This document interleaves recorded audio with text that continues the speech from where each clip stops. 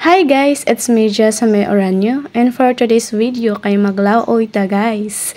Ubani ko ninyo sa hang paglaoy. First ay putang ato og tubig ang rice cooker. Hamabaw ra na siya guys, and then itak-ang siya para pabukalan. Muna na siya guys.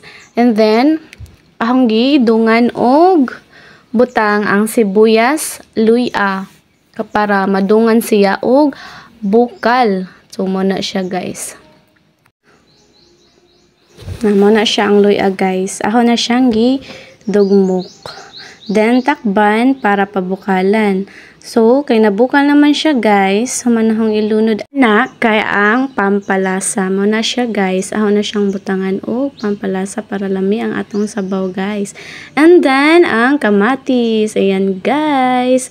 Kamatis ato ilunod ang kamatis sa nagbukal-bukal nga ininit tubig.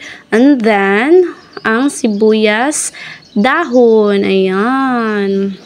Lami na siya guys, kay daghan siya lamas.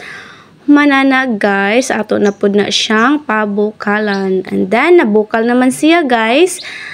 Human ilunod ana is ang katong mga dahon-dahon.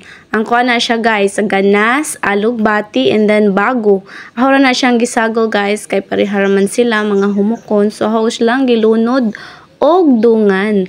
Muna siya guys, puno kaayo ang ahong rice cooker, pero masudra na siya guys, kay mulunod ron na siya sa ininit tubig. Ara na siyang ukayon ron guys, para malunod jud siya tanan. Dili na siya mag-ingana kakuan na ka na muapaw. So, wa pa ko na magbutangan na guys. Ako na siyang gihurutanan. Kay aron, lami ang atong sabaw. So, muna siya guys.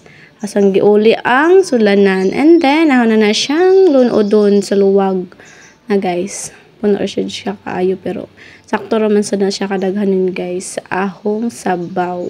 Naman na siya guys. Human anak. Takban para pabukalan. So, magbutang pa ko og asin anak guys. Kay kuwangan pa na siya glasa guys. Asa raman tong asin. Uy, dugaya bas asin na butang in town. Inday, asa naman ka inday.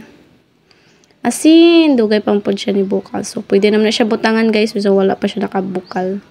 Butangan na ito asin. Para malasa na nga itong laoy na siya guys. Oh, inga na siya kadaghan ng ahong asin guys. Para dili siya as in parat kaayo.